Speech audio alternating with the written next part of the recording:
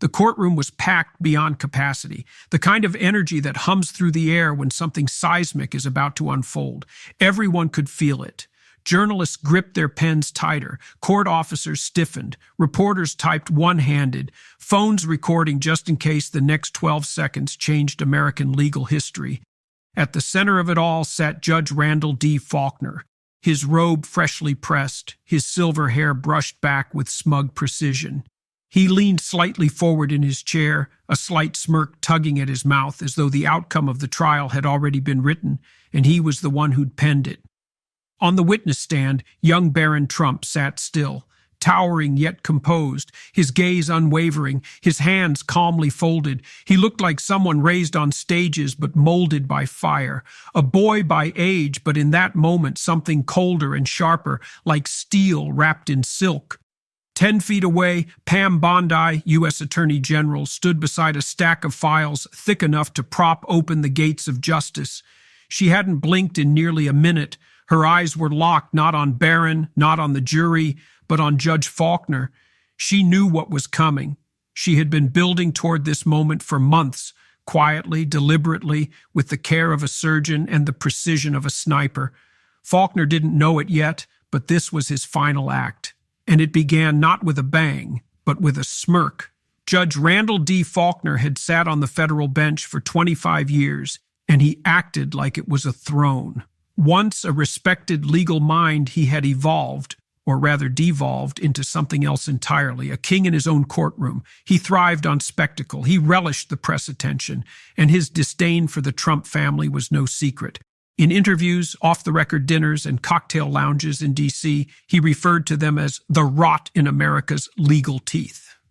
He thought this trial would be a final flourish to his long career, a public reckoning for the name that haunted every courtroom and campaign cycle for nearly a decade. He didn't anticipate becoming the story. Pam Bondi, meanwhile, was cut from a different cloth entirely. Where Faulkner played for power, Bondi played for legacy.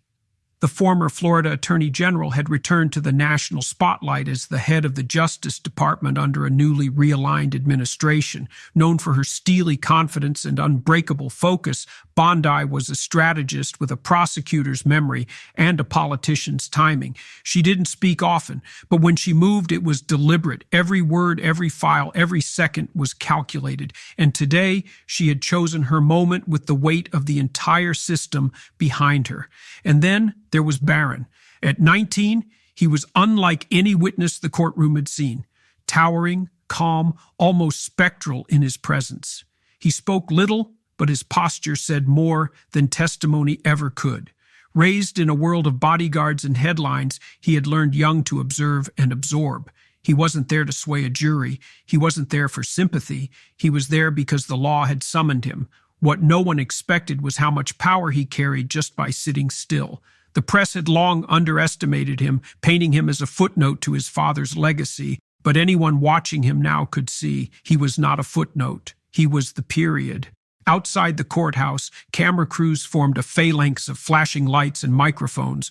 Protesters clashed with counter-protesters, chanting slogans from opposite ends of the same wound.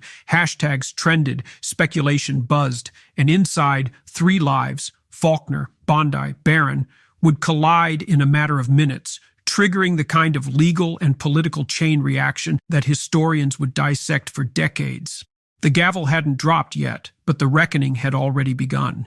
The courtroom quieted like a theater before curtain. A final murmur slipped through the back row, then silence settled in. Judge Faulkner adjusted his glasses, cleared his throat, and leaned toward the bench like a man preparing a sermon. He looked directly at Baron Trump, not as a witness, not as a participant, but as a target. With carefully disguised disdain, he addressed the room in a voice oiled with sarcasm. The comment itself was clinical on the surface, but sharp enough to draw blood, a suggestion that Barron, at just 19, was too privileged, too sheltered, too inexperienced to understand the significance of the case. He couched it in language about witness credibility and the need for first-hand financial knowledge.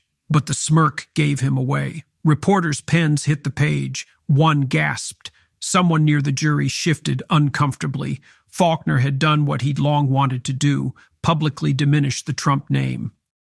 Barron didn't flinch.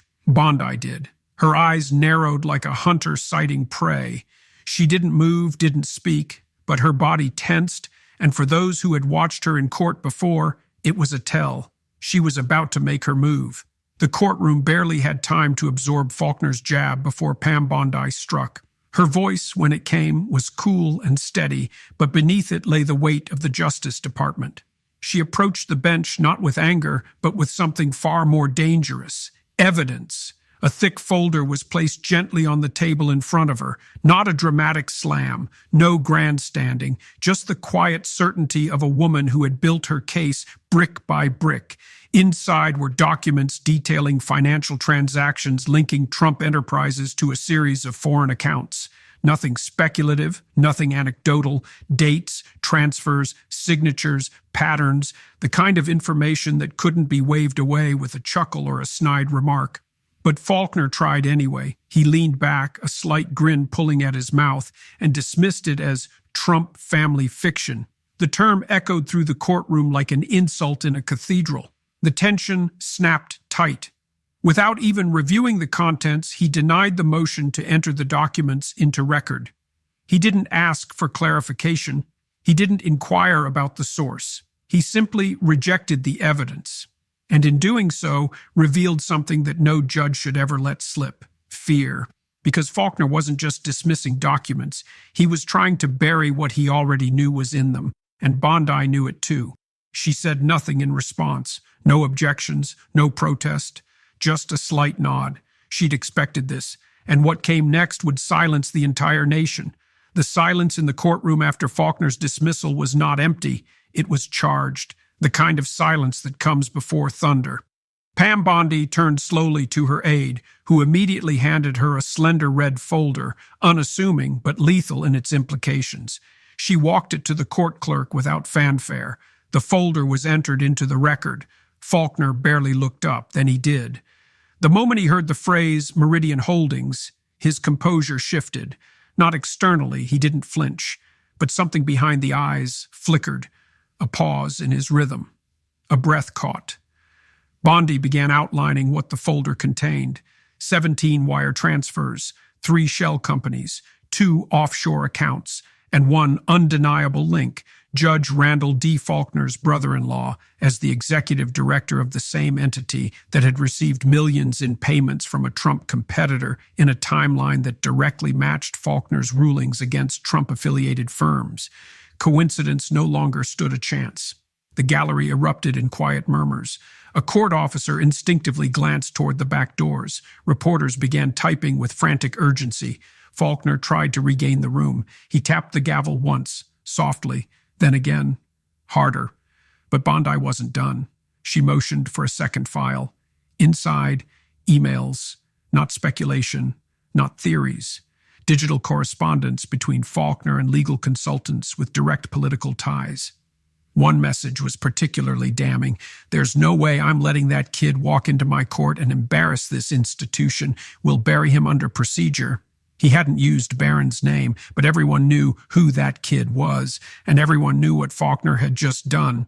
Bondi had waited long enough. She moved to the center of the courtroom and calmly requested a recess to present supplementary evidence to the Judicial Conduct Review Board. The room was dead silent. Then she did something few expected. She played the recording. Faulkner's voice filled the room, grainy but clear. "We don't need a jury. This case dies on the docket." A few gasps echoed from the gallery. One reporter let out an audible, "Oh my God!" Pam Bondi stood still like a storm in a power suit. Faulkner stood slowly from the bench. He tried to speak, but no one was listening to him anymore. The trial was no longer about Trump. It was no longer about the case. It was now about the judge, and what happened next would seal that forever. The room cracked. Like a glass under pressure, the pristine order of federal procedure splintered in real time. Faulkner, usually so precise and calculated, stood at his bench like a man cornered by ghosts he thought long buried. He shouted, not to object, but to overwhelm. His voice trembled with rage, thinly veiled as authority. He called the evidence fabricated. He accused the Justice Department of collusion. Then he did what no federal judge had done in decades. He turned to Barron Trump and launched into a bitter tirade. He accused the young man of being a puppet, a pawn in a game he couldn't possibly comprehend, that he was there for optics, that his family legacy was being propped up by prosecutors desperate for symbolism. Barron Trump did not respond. He didn't need to. His stillness spoke louder than any rebuttal. He blinked once, then turned his head slowly toward Pam Bondi. And in that moment, with all the fury of an empire collapsing behind him, the quiet dignity of a single nod cut through the judge's noise. The courtroom erupted, not in chaos, not yet, but in realization. The judge had lost control. It was not a gavel that ended Faulkner's reign.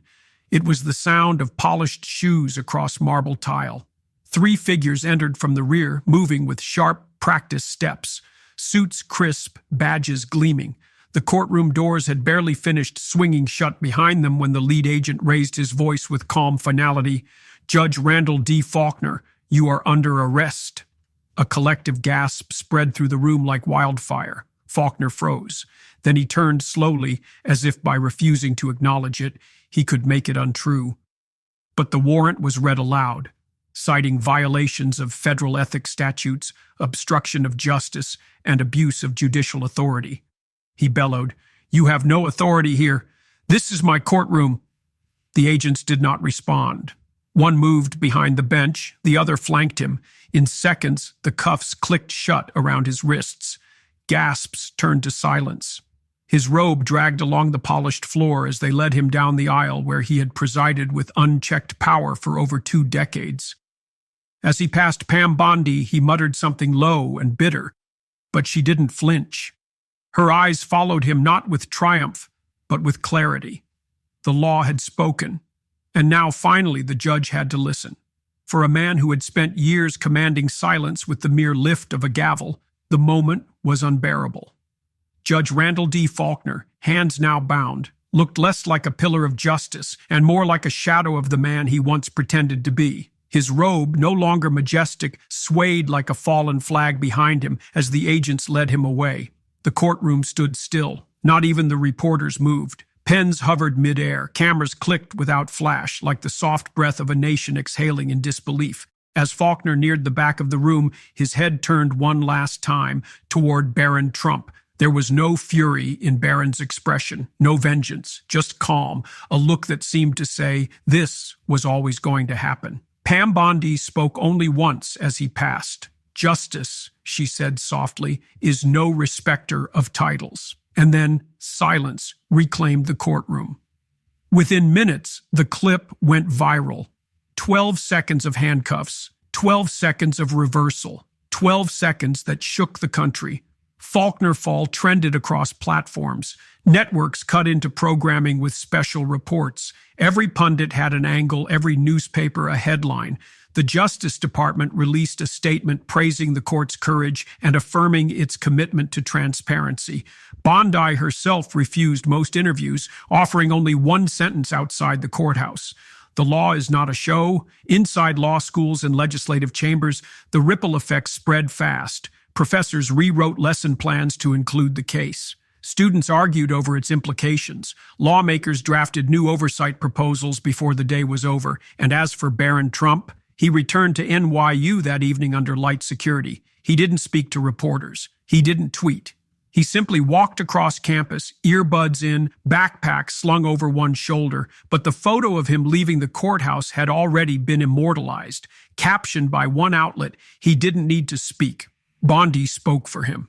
In homes and courtrooms, coffee shops, and Capitol offices, one truth echoed louder than any verdict. Sometimes justice doesn't roar. Sometimes it simply nods. In the weeks that followed, America watched its judicial system with renewed attention. The fall of a federal judge was not just a headline, it was a wake-up call. Panels were formed, hearings were scheduled, lawmakers quoted Bondi's words on the House floor, and in cities from Boston to Boise, judges reread their own financial disclosures with a little more care than usual. Pam Bondi became a symbol. To some, she was a hero, to others, a disruptor, but no one denied her impact. She didn't celebrate. She didn't campaign. She simply got back to work. The Justice Department released a roadmap for reform, proposals for mandatory ethics reviews, independent financial audits, automatic recusal triggers for conflict of interest red flags. The ideas weren't perfect, but they were a start. In classrooms, students replayed Faulkner's tirade and dissected Barron's silence. He said nothing, one law student remarked during a panel, but in doing so, he preserved the dignity the judge tried to strip away, because that's what strength looks like sometimes, not in shouting, not in spectacle, but in composure. Barron Trump had no microphone, no podium, no robe or title, but that day he reminded the country that integrity doesn't require age or office, it just requires presence, and so did Bondi. The lesson from Courtroom 7B was not just that power corrupts, it was that power unchecked corrodes everything it touches until someone says, enough. If you ever feel like one person can't make a difference, remember what happened here. One prosecutor, one folder, one nod. Justice can fail, but it can also rise. And when it does, it's because someone stood up when it mattered. If you believe in truth, in accountability, in the idea that no one, no matter how powerful, is above the law, then share this story. Let the echo of that gavel remind all of us. Justice isn't given, it's made.